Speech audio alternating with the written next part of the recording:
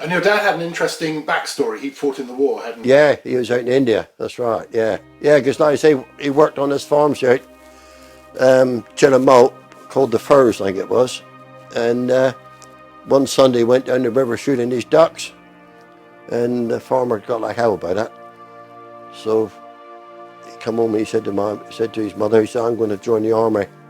So he went down Barnstable and signed up and went in the army then. So he signed up knowing he'd Yeah, have to fight in the war. Yeah, that's right, yeah. And tell me a bit about your dad, because he ended up being involved in the war, didn't he? Well, I was born the day he landed in France. I always took it that it was D-Day was the 13th of June, not the 6th of June, because that was the day Father landed in France. His boat broke down off the Isle of Wight when they left at the 6th of June, and they didn't get to France until the 13th of June. But funny enough, they were supposed to be the advance party, and all of them were wiped out, the ones that took over his place. And all I know then that he went, they was in Arnhem trying to get the soldiers back out of Arnhem again. He got the ducks, he was driving ducks most of the war, and brought them back across the Rhine. So ducks were... It was like a pickup lorry that went to sea. You got a propeller on the back, and you got four wheels on the back, four-wheel drive on the back, and then you got two wheels on the front for steering.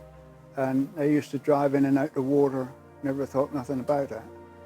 Well, his profession was in the building trade, so after D-Day, he went over with a group or a gang, whatever you call them, and they were building airstrips behind. As the Allies advanced, they built airstrips so that the planes could come in and land rather than having to come all the way from, and he went, right up through France, Belgium, Holland, and into Germany. So that must have been nervous times for your mum, because she would have... Yeah, she kept the shop running all through the war, and she had the food rationing to deal with, and when she'd finished work at 6 o'clock when she shut the shop, she then had to sort out all the rationing forms and everything, and also weigh up, because nothing come weighed up. They bought it in big blocks of, like currants was a great big block of currants, and she had to part it all up for them to sell up, or weigh up and sell it in the morning. So rationing added a lot of work to their day then. Yeah, a lot of work. She had to deliver the groceries as well.